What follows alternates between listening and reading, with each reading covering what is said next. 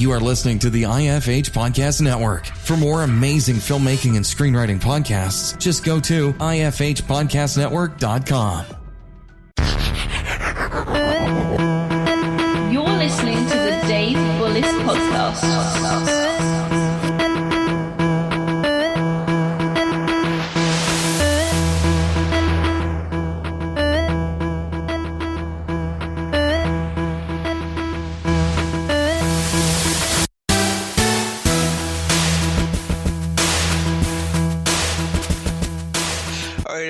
Joining me today is Corey Mandell.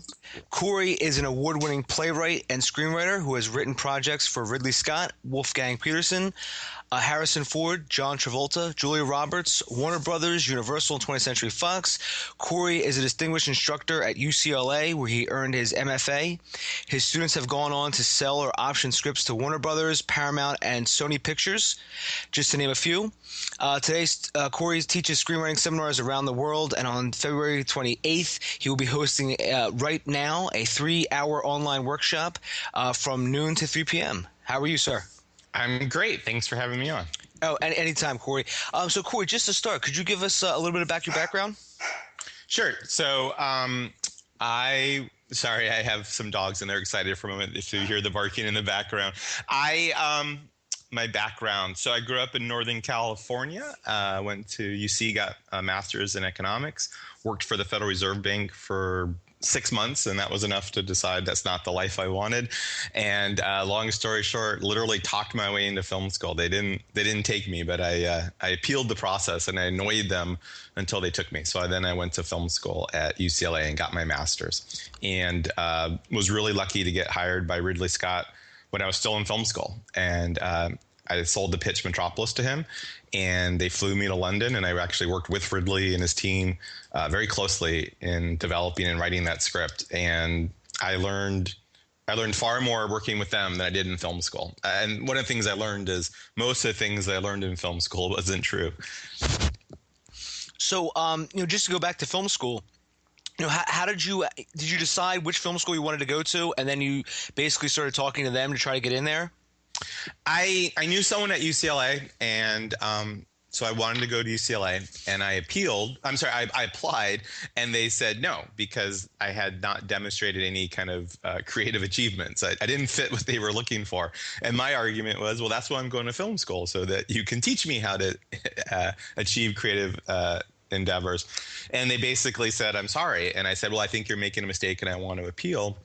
And they said, we don't accept appeals. And they gave me all the numbers. We get 2,000 applicants for 10 spots, and we don't take appeals. So I appealed. I appealed by Western Union Telegram, figuring I had nothing to lose. And 24 hours after my appeal, they took me. And I don't know if it was because they just thought I had a lot of chutzpah, or because they had no bureaucratic box to put me into, or some combination. So that was how I got in there. So now you said you pitched your idea to Ridley Scott. Now, was that a full-length feature screenplay? Yeah, well, it was actually a pitch. So what happened is I wrote this. So my first year in film school, I co-wrote a project with a friend, and it got made as a USA Cable movie starring Virginia Madsen. Then we had a parting of the ways, and I wrote an original, my first original spec, and that got Meg Ryan attached, and that was in the late 90s. So Meg Ryan was still a star. And then that got Chris Mandell attached as a director, and that got literally a bidding war amongst the studios. Long story short, it actually didn't end up selling, which was kind of it was a very roller coaster experience. And but it opened a lot of doors to me, and I had an idea for a feature, and my agent, because I got an agent out of all this at ICM, she said, well, what would be your first choice of people to work with? And I said, Ridley Scott. She said, great, I'll set up a meeting with his development executive. And 3 meetings later, I was actually in a room with Ridley Scott, and he bought the pitch in the room. And literally 2 days later, I was being flown to London to work with him. So it was surreal and very much a dream come true. So were you nervous, Corey, when you had to go in to pitch to Ridley?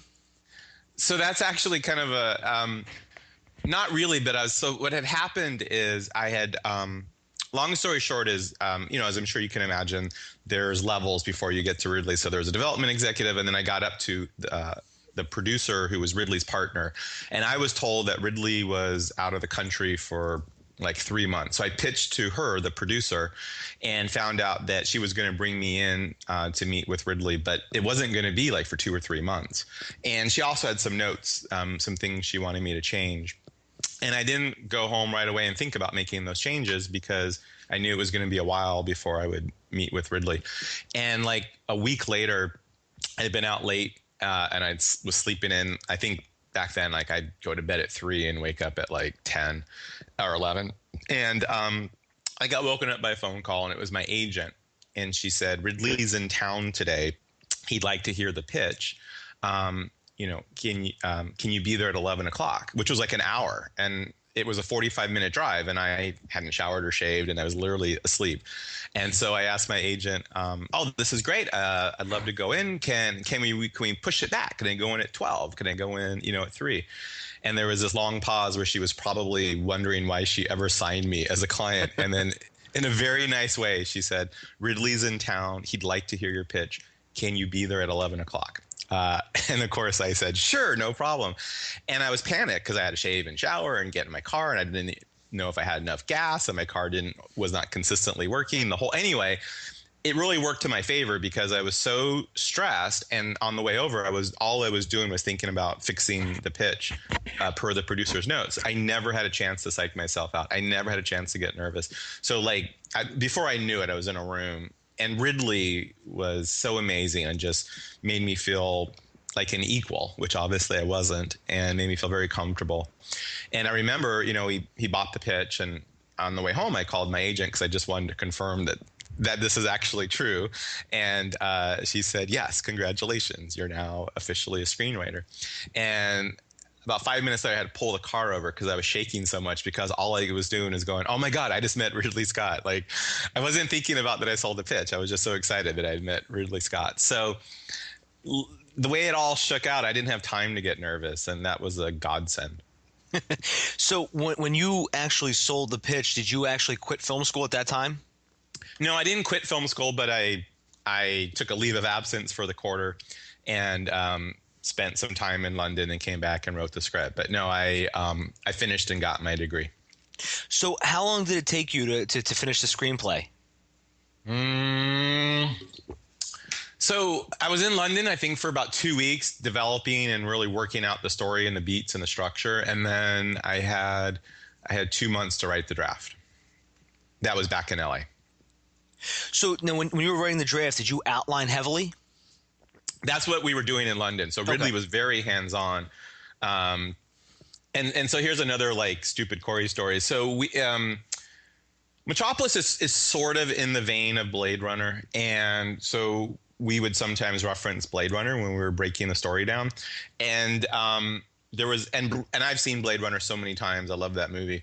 So I actually got in an argument with Ridley about Blade Runner, about a particular scene and what was in the scene and what wasn't in the scene. So it's like, two fans have an argument about a movie, only after about 45 seconds into the argument, this voice luckily came in my head and said, "You are the biggest idiot. You're arguing about Blade Runner with Ridley Scott. Like, maybe that you should just, defer to him." But the funny thing is that when I went back and looked at it, I was actually right about the scene. And probably, I would imagine that he had lived with it so long and knew what he'd wanted to do. And it probably maybe he was remembering what they were going to do. But anyway, we spent a good 2 weeks really working out the story. So when I came back to write it, I had it worked out pretty thoroughly. So when you're writing, Corey, do you subscribe to the 8 sequencing method? Oh, absolutely not. And I've been teaching screenwriting for 12 years. I teach at UCLA. I teach at Film Independent. I teach at Harvard Wood. I do a lot of consulting with management companies and production companies. And no, absolutely not. I mean, so much of what's being taught is one of the reasons there's such a huge failure rate. And what everybody's looking for is pitch perfect, authentic. And following these formulas, like the one that you described, and there's plenty of others, it's the best way to guarantee that, for the most part, people are just going to ignore you. I mean, for instance, when I was doing Metropolis, and I was, very insecure that they would realize they made a mistake and fly me home and cancel the whole thing. The second night, I'm having dinner with Ridley and his producer and his team, and the producer leans over and says, "I know you went to film school and you learned the 3-act structure sequence method. If you if you try to write Metropolis to that," and I won't use the expletive, that BS method, I'll fire you so fast your head will spin, and I'll bring in a real writer. They're very adamant about that. So, no, I mean, they made it. That's why I learned so much working for them. I learned that all the stuff that I was learning in film school about, this is how you have to write scripts. This is what all successful scripts have in common. This is what readers look for. It is all untrue.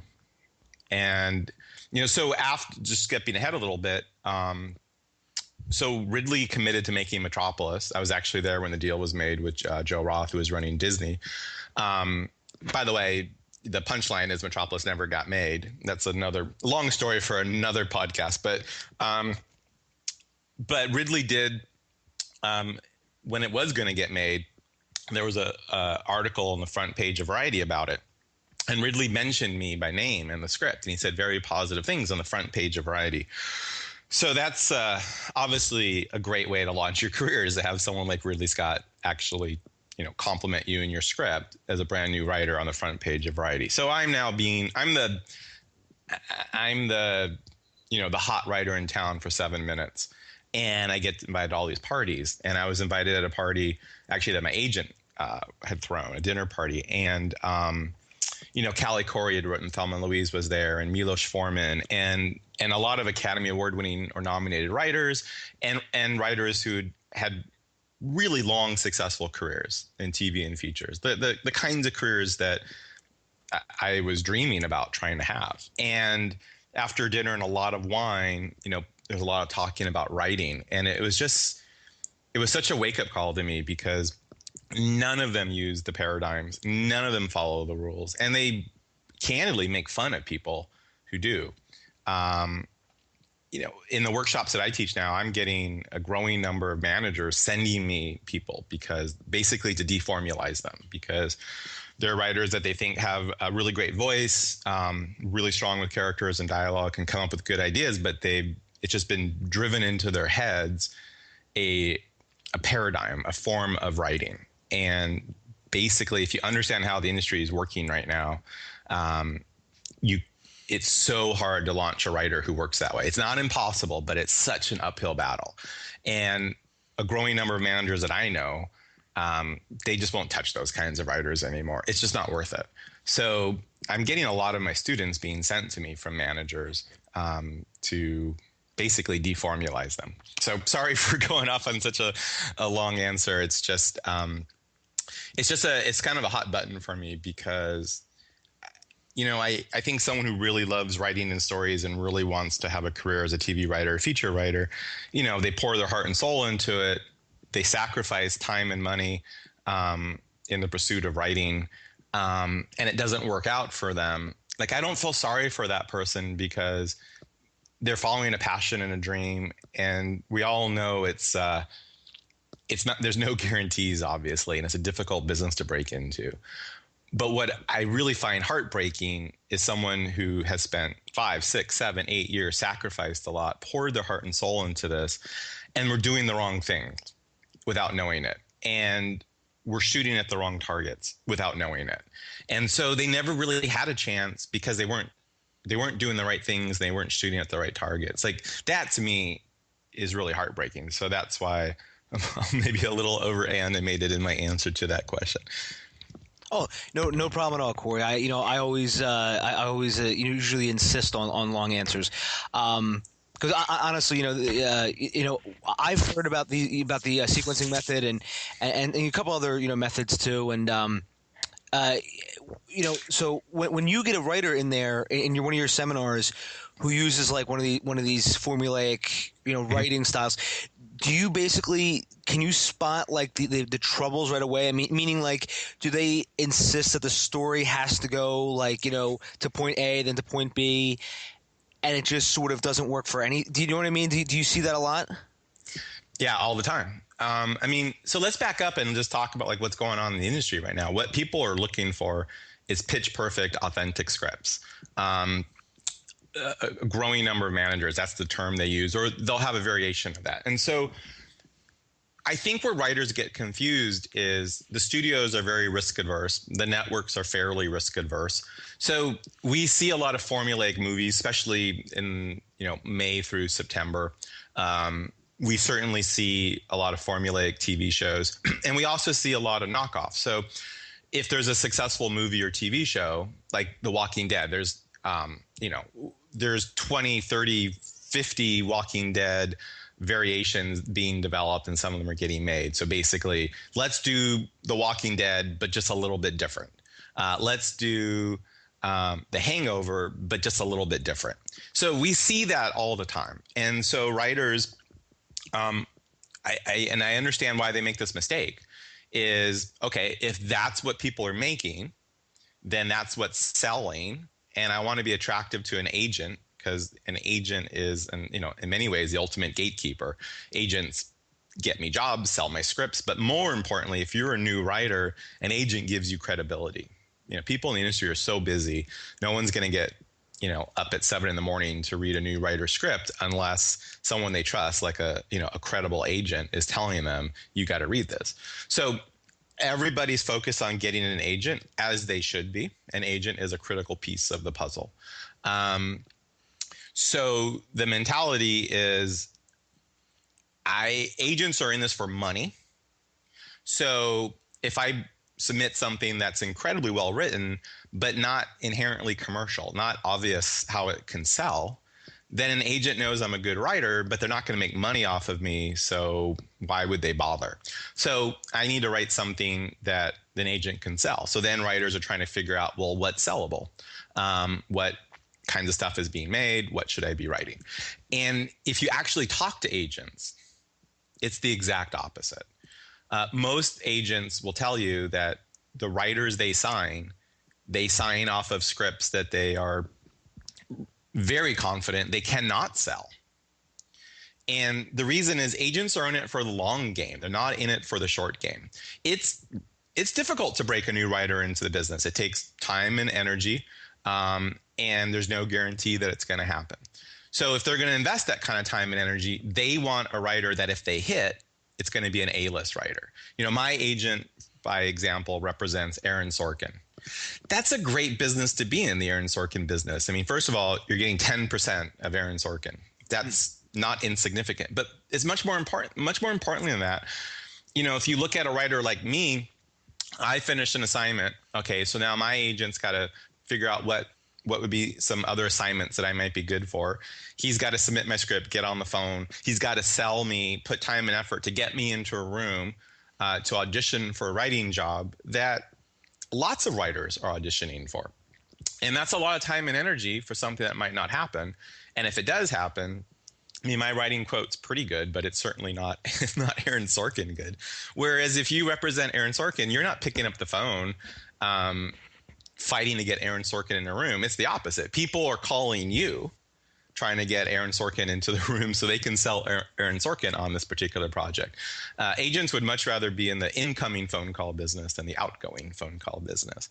So if I'm an agent and I've got a lot of time and energy spending servicing my clients, if I'm going to bring on someone new and work really hard to break him in the business, I want to know that if it works out, they could be an Aaron Sorkin type writer, as opposed to someone who can take what other people are doing and put a little bit of a twist on it and be really smart about it. Those writers can have careers, but it's not an A-list career, because you're a commodity. You're not a monopoly. So what agents are looking for is writers like Diablo Cody. And I remember an agent confidentially telling me once, I'm looking for the next Diablo Cody, and I don't even like Diablo Cody's writing. Like I didn't like Juno, but I would sign her in a heartbeat, because only Diablo Cody can write a Diablo Cody script. Nobody else can write a Diablo Cody script. If you look at, only Matthew Weiner could write a Matthew Weiner script, and only Alan Ball can write an Alan Ball script, and we can go up and down the list. And so those are the writers that if they hit, they can be A-list writers. If they hit, that's a business an agent wants to be in. And even more practically, what agents will say is there's so much clutter. There's so many managers and agents trying to break so many people into the business. You need someone who stands outside the clutter, and you need someone who writes a script that can go viral. And that's really important. So a script that goes viral is a script that everyone in town is passing around organically, saying, have you read this? You got to read this. It's what the original Blacklist was. And then everyone in town wants to meet that writer. So that's a pitch perfect, authentic script. And authentic means it's something we haven't seen before, because I was a studio reader. And so if a script crosses my desk when I was a studio reader and it's someone's really smart, Walking Dead, but a little bit different, The Good Wife, but a little bit different, The Hangover, but a little bit different, or a script that follows one of these paradigms, like the sequencing paradigm or Save the Cat or whatever, I'm not calling everybody up and saying you have to read the script. I might be impressed with what the writer did with it, but nobody really cares, because anybody could follow those paradigms. And there are people who have credits and people who have credibility. So it's just not that exciting to read a script that's familiar. Even if it has really good dialogue and characters, it feels generic. It just feels like, as a studio reader, I've read versions of the script 100 times already. But when you read something that you've never read before, completely unique characters and dialogue, but just the whole world, it's just very unique. It's authentic. And it's something that only that writer could have written. And it's pitch perfect execution. None of this is easy, of course. But when you read that kind of a script, you go, whoa, now this was really cool. And then you call people. And everyone knows what everyone's reading, and everyone shares the really amazing, unique stuff. And those scripts generally are really hard to sell. Like, for every Juno script that sells, there's a lot of scripts just like that. Not like that story, but pitch perfect, authentic, that didn't sell. But those writers get meetings, and people are excited about those writers, and people want to be in business with those writers, and they can sell pitches, or they can get hired onto assignment work. That's another thing, and I'm sorry for going on so much, but another thing that I think a lot of aspiring writers don't realize is 90% of all income earned by TV and feature writers is from assignment work. It's not from selling original material. It's being staffed on TV shows or hired writing assignment. Like 9% of revenue comes from selling and optioning original material. So if I'm an agent and I have a writer who's written something I've never seen before, completely unusual, but just amazing execution of story and characters, okay, I know I have to get really lucky and catch lightning in a bottle for that to sell.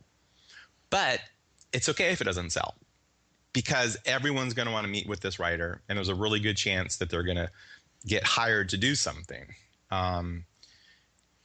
And if that doesn't happen, they'll go back and write another script. But now with that second script, it's not being read by readers. It's being read by fans, people who want to be in business with this writer. It's a whole different equation.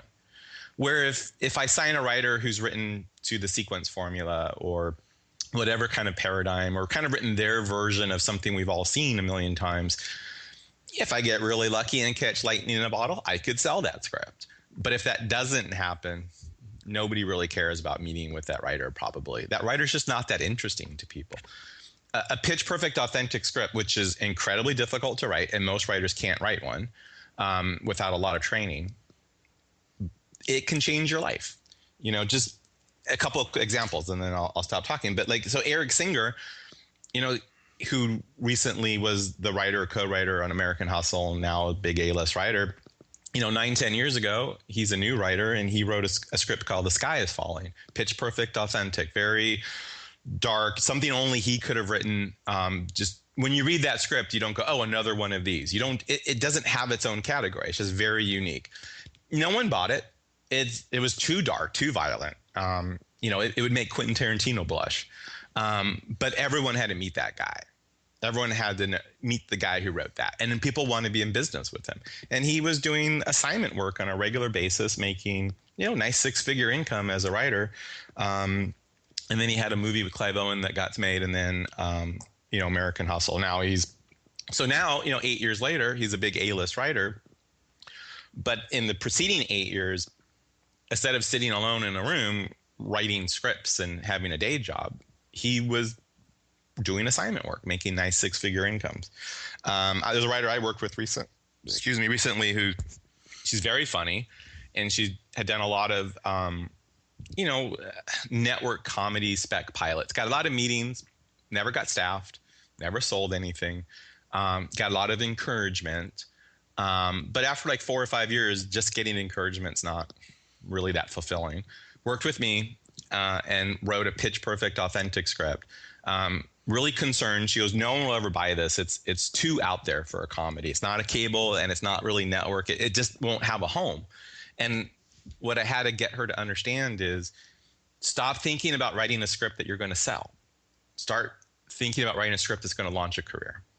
So she wrote a pitch perfect, authentic comedy. Only she could have written the script. It's very unique, very funny, but very kind of weird in her voice. And anyway, it went out there and everyone loved it. No one bought it.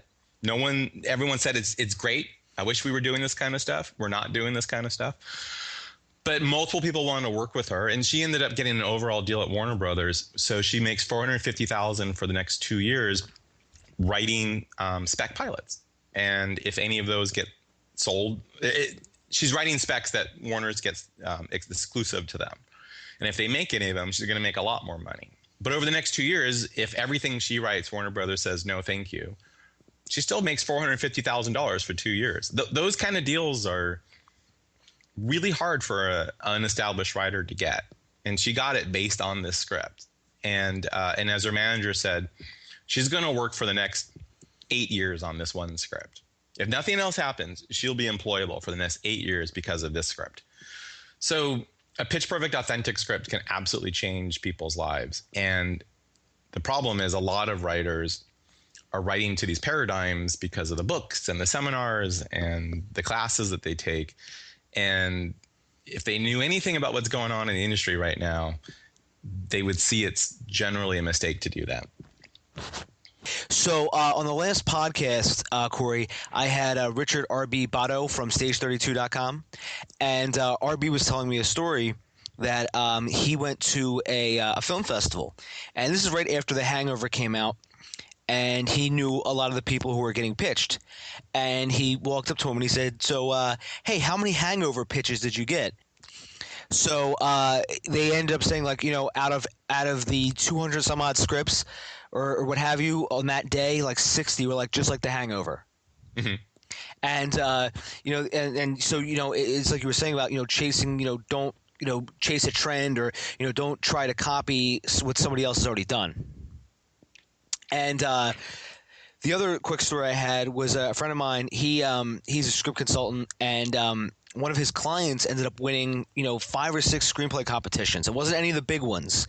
It was like the smaller ones, film festivals here and there, and it ended up like nothing really came of it for her until she got recommended for a pilot competition, because she just wrote this outlandish pilot, and they were like, we're not going to make this, but we want to hire you to rewrite that, if you know what I mean. Right. Yeah, absolutely. I mean, managers talk about it as head-turning scripts. It's a script that just gets people to pay attention to you. And it's a script that people – again, there's so many writers trying to break in the business. You need to find a way to stand out. And you need to find a way that you're unique and that what you do nobody else can do. Because it doesn't guarantee you that you'll have a career, but it gives you a better chance. And more importantly, gives you a better chance of sustaining a career. And even more importantly, gives you a better chance of sustaining a career that you actually want. Because, if you look at Alan Ball and, you look at Vince Gilligan and you look at Diablo Cody, like those are really great careers. And it's because they wrote a pitch perfect, authentic script that nobody else could have written. Nobody else could have written Breaking Bad except for Vince Gilligan. That's the game people want to be in. So, and that is terrific advice too for finding your own voice. Just getting back to your career. So after you made you wrote the script for Ridley Scott. Did that open up were other people approaching you to write scripts for them? I'm sorry, I lost you after you wrote the script to Ridley Scott. So after you wrote the script for Ridley Scott, did that open up the doors for you? Did other people come to you to write scripts for them?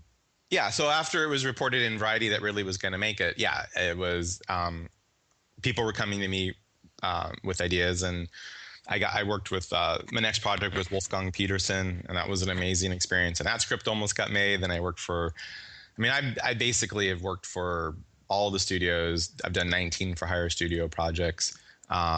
So, yes.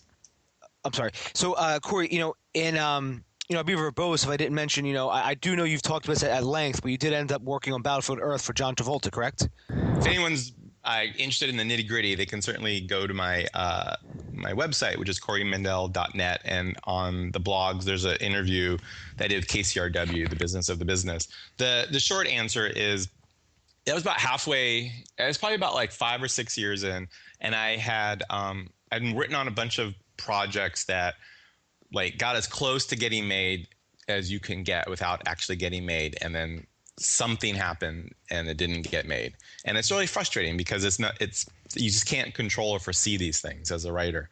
And so I was really desperate to get something made, and Laura Ziskin, who was running Fox 2000, and I have just nothing but respect for her and her track record. They came to me to do Battlefield Earth, and a lot of people were like, you probably don't want to do that project, and that can be a weird one. But, at the time, Travolta was a huge star, and he was at the meeting, and it was clear he was going to make this. And again, huge star at the time. It wasn't a huge star after the movie, but before the movie, huge star. And Laura Ziskin, she gave me a lot of assurances about, the Church of Scientology is not going to be involved. We're going to do a big fun summer movie. And she had a vision, and it was really exciting to me. And then against everyone's advice, I said yes. And right as I was turning in my draft, Laura Ziskin left Fox 2000, and the next day, Fox 2000 basically jettisoned the project. It was no longer at Fox 2000, and no studio picked it up.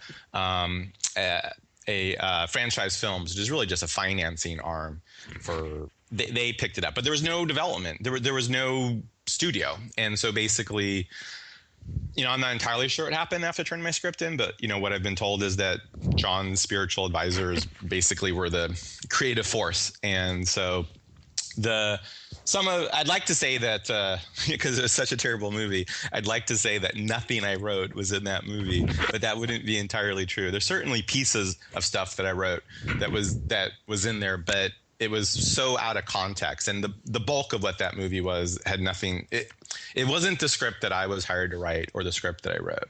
So it was really pretty embarrassing. It was. To have worked on some projects that I felt so strong about that could have been so great, like the Ridley Scott and the Wolfgang Peterson, and then the thing that gets made, is, and I think deservedly so, is considered one of the worst movies of all time. And you your ego wants to run around to everyone who sees the movie and says, "Let me explain what happened," and that it wasn't for the most part what I wrote, and first of all, you look incredibly defensive, and secondly, you don't have access to people to do that. The cool thing is I was convinced my career was over after that movie got made. My agent assured me that wasn't the case, and he was right. I continued to work on many projects, actually getting my full quote, which I was surprised. I think that I was just lucky in so much as, if that was the first thing or the second thing I wrote, I don't think I could have survived that.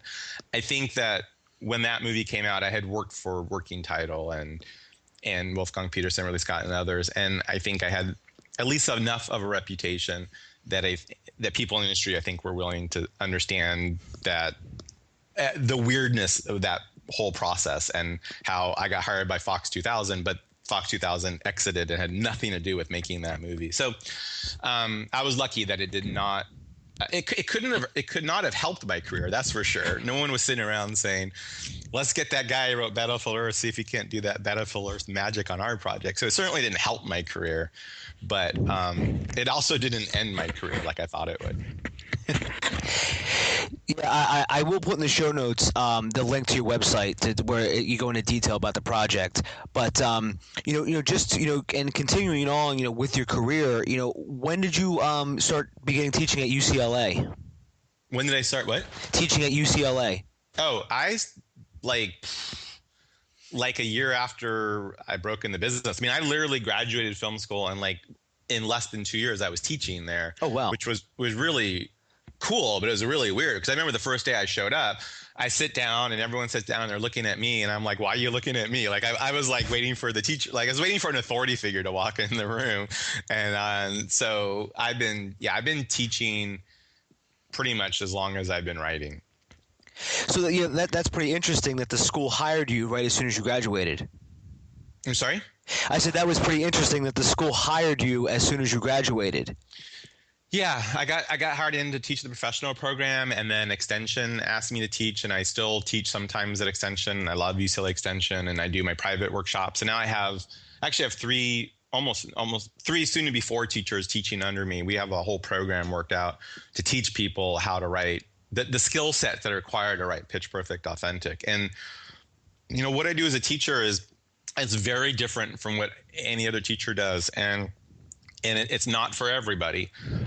But the way I approach it is very much, well, let me step back. The way I used to teach, which I think is the way most people teach, is, there'd be a class where people would come in with ideas and they'd get help with an outline or bring in the first 30 pages or bring in the rest of the script. And I realized in doing that, because I used to teach that way, I can help people get a better script, but I don't really help them become better writers. And that all writers have certain strengths and weaknesses and blind spots are weaknesses they don't even know they have.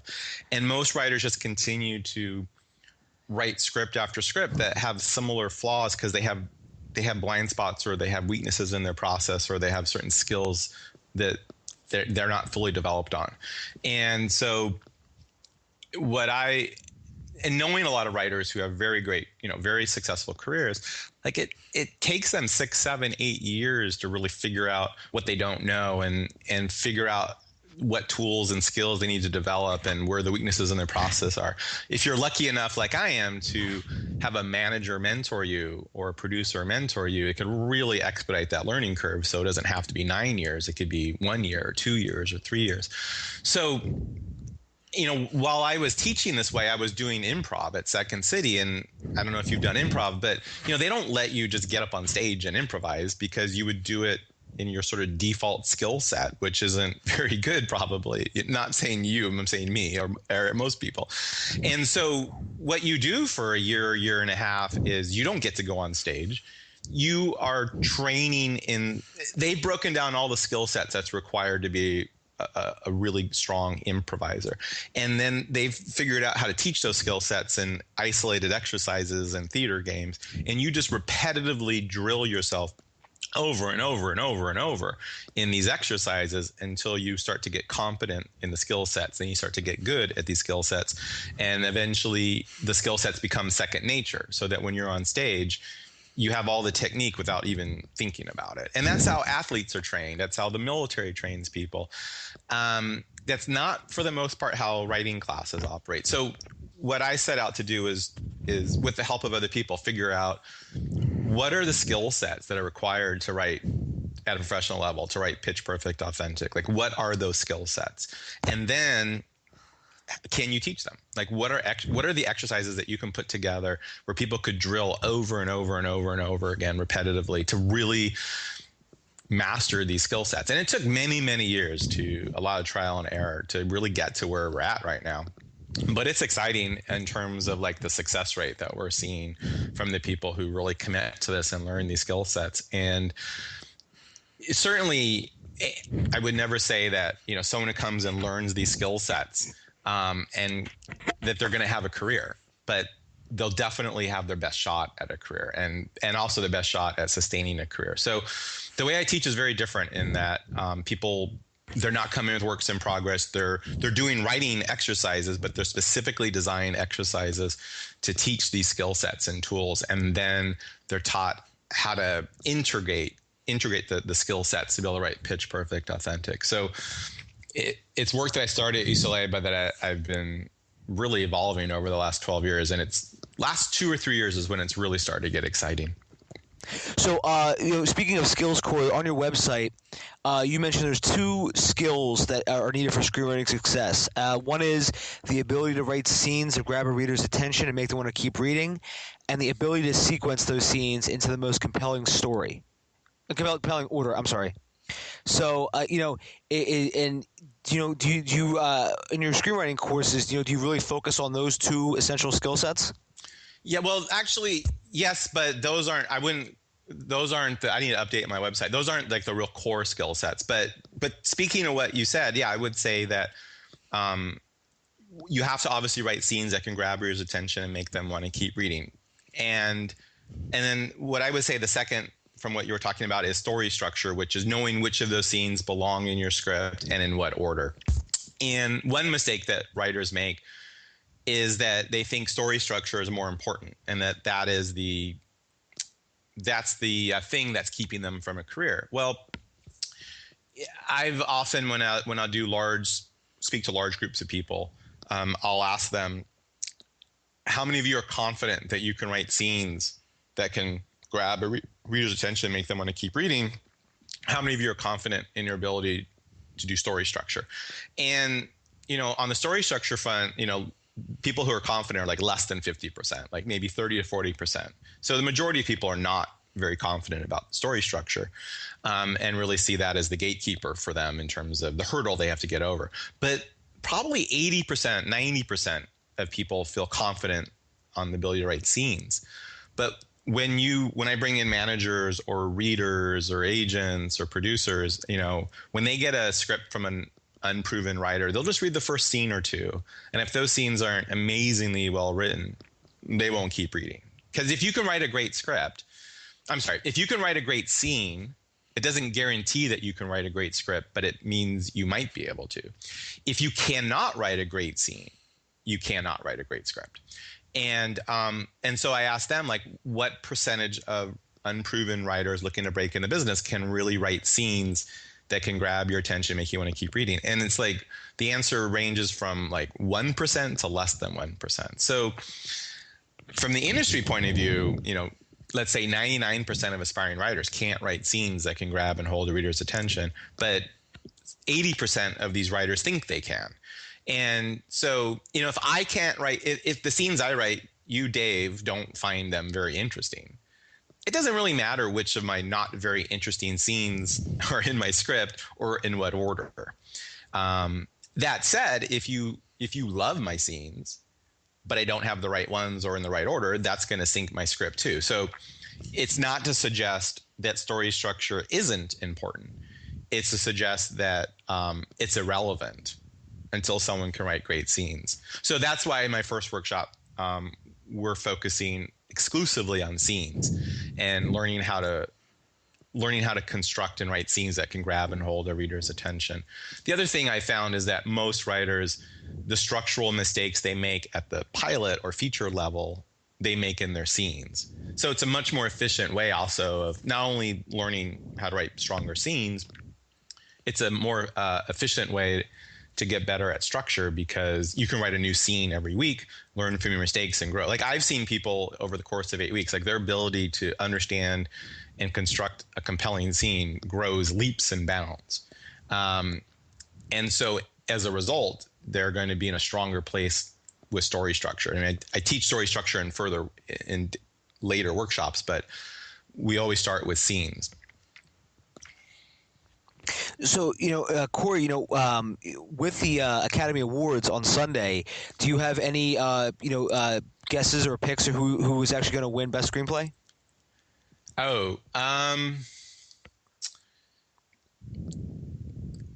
should know this because I voted, but I'm trying to remember. What are the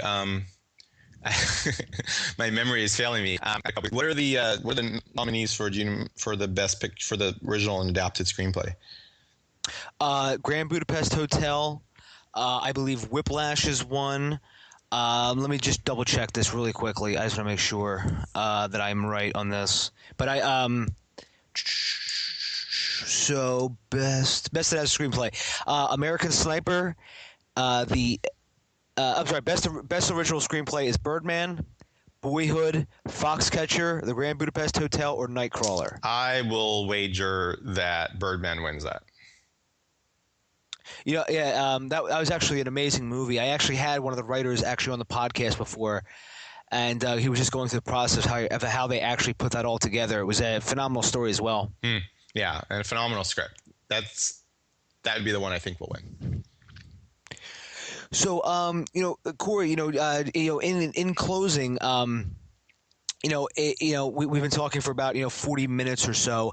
I know you have an online workshop coming up on February 28th. Could you just tell us a little bit about that? Yeah, so it is a week from today, and it's not on the things we talked about, and I'll get to that in a minute. What it is it's a 3-hour, one-day teleseminar webinar, and it's called Right Now, and it's proven approaches for conquering self-doubt, procrastination, fear, anxiety, self-sabotage, and perfectionism. So, a lot of writers, one of the things is you need to be writing on a consistent basis. I'm sure the listeners know this.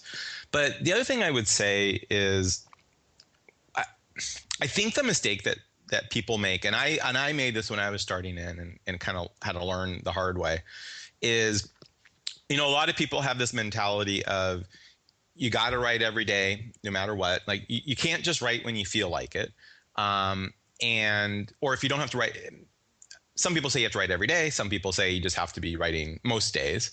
This idea of just glue your rear end to the chair and write. And, or somebody said, I only write when I feel inspired to write, but I make sure I feel inspired every morning at 9 a.m. That kind of advice. I don't think it's really good advice. And the reason is, and some of your listeners, I totally understand if you think what I'm about to say is a little new agey, weird. I think when I was starting out, if I had heard somebody say what I'm about to say, I think I would find it a little bit weird. But as someone who has worked with writers and has done a bazillion story script consultations, I just know for a fact that it's an energy transference business, and the experience you have writing translates to the reader. So it's not to say that if you're having a really compelling time writing it, that necessarily everyone else will have a compelling time reading it.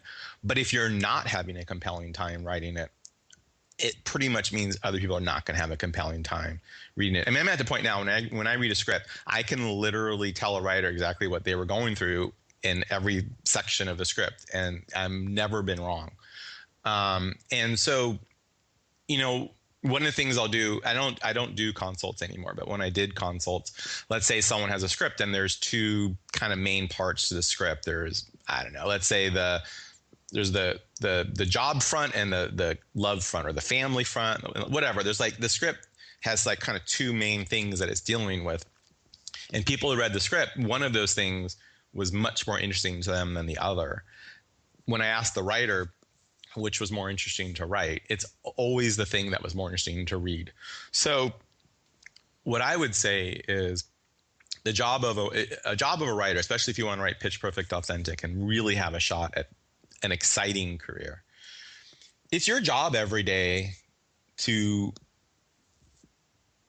do what you need to do to be really compelled by what you're writing, to just be absolutely 100% compelled. And there are things that people can do, and I talk about that in this workshop. And for those rare days where no matter what you do, you cannot get excited about writing that day, there's just nothing you can do, then you go to plan B.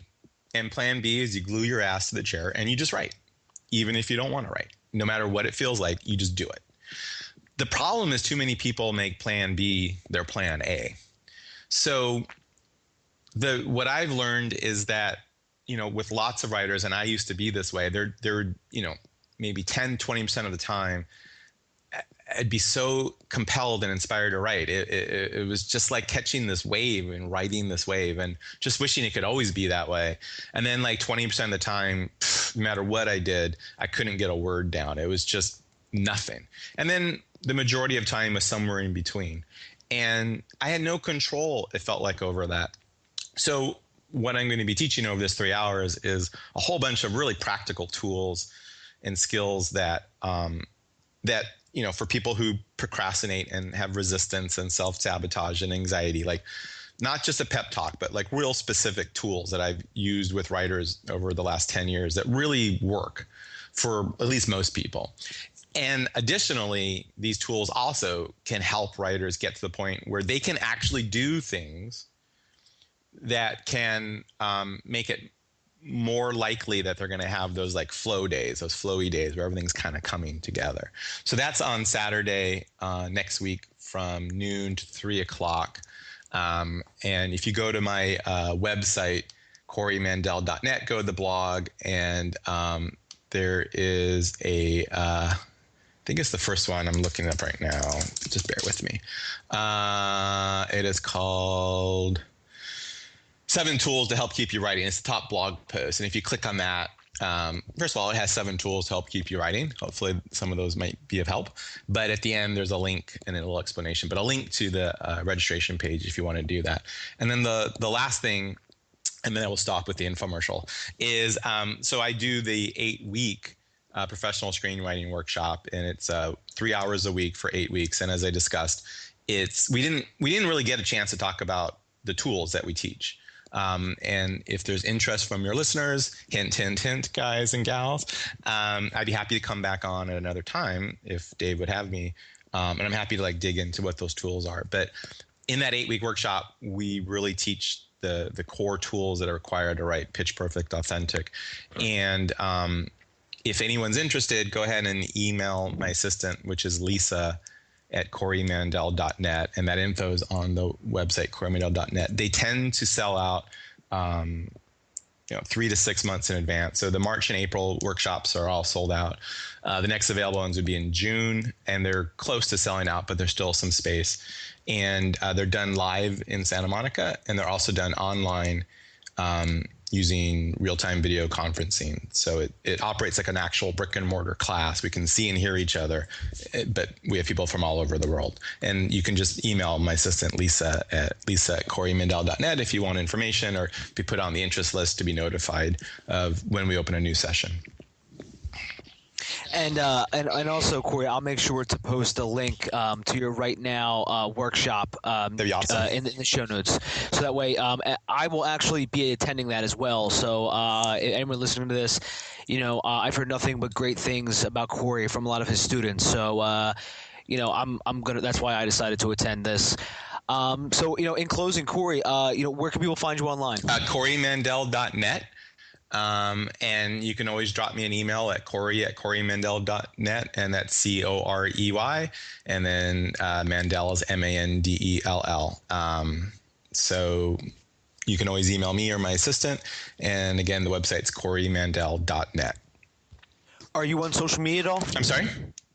Are you on any social media sites? Yes, I'm on Facebook, and I'm on Twitter, but to be honest, I don't really interface too much on Twitter. So but I am on Facebook, and I have Corey Mandell, like my personal page, and then I have a business page, which is, I think it's Corey Mandell Professional Screenwriting Workshops. And I'll make an offer. So anyone who's listening to this, if you want to sign up for not the 1-day workshop, but the 8-week workshop, I'd be happy to offer you a $50 discount. It's only for 2015. And when you sign up, you make sure you let Lisa know that you're on this podcast, and that she'll know that I made the offer. And so that way there'll be some value for your listeners in case they're interested in doing the workshop. Oh, thank you very much, Corey. My pleasure. All right, Corey, thanks again for coming on. It's been an absolute pleasure. And again, this hour just like flew by. everyone, you can find me at davebullis.com. Twitter, it's at Dave_Bullis. And Facebook, it's Dave.Bullis. But again, I'll link those all in the show notes. And everything that Corey and I have talked about, those will all be in the show notes. So again, you can just visit there and, click the links and you'll be taken to wherever you need to go. But Corey, thanks again, buddy. By the way, the snow is now piling up outside here in Philadelphia. I don't want to tell you what it's like in LA. Well, I see some clouds in the sky, so people are complaining that there's clouds in the sky. There's literally I can't even see my outside right now. It's just like a sheet of white. Ugh. So yeah, I think it's a good idea to move to LA. That's good writing weather, my friend. Yeah, because you can't do anything else, right? All right, Corey, thanks again for coming on. And anytime you would like to come back, please let me know. I'd love to have you on again. My pleasure. Take care, buddy. Bye-bye. Find Dave at davebullis.com. Please make sure to subscribe and share the podcast.